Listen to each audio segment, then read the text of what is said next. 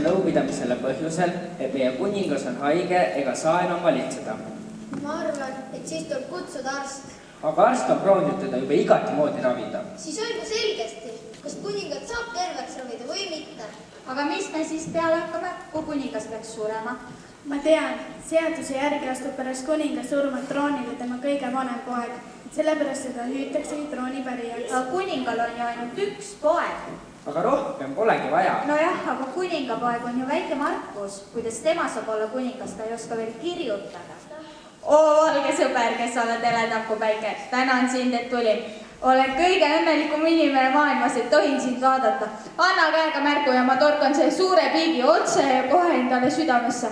Ja saan kõige suurema au osaliseks lasta, et ta kallil külalisel ära süüa. Kuningas Markus ei soovi teid mingil juhul ära süüa, vaid soovib teiega juttu rääkida ja sõbraks saada. Kuningas Markus? No tema on ju küll kuningas, aga temagi peab samal ajal teisi kuulama. Ta peab käima koolis, õppima erinevaid õppeaineid, pesema oma kõrvu ja hambaid, just nii nagu teisedki lapsed. Ma arvan, et lapsed saavad ükskord aru, et ei tohi kakelda ja maailmas valitseb kord. Kui lapsed õpivad elama ilma kaklemata, siis kui nad on väikesed, neid kaklevad ka pärast, kui on suureks saanud. Jah, sul on õigus, Markus. Markus, sa võiksid olla mitte üksnes siinses kuningriigis kuningaks, vaid kogu maailmas.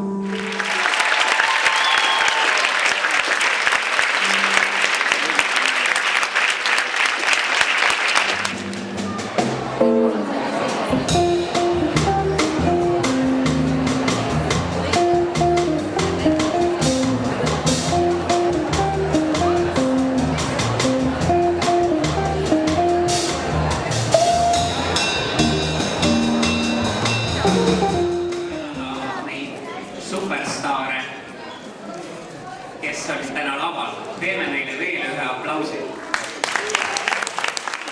See ongi SOS-i juures kõige lahedam asi, et SOS-is on palju lapsi, kellel alati silmad säravad.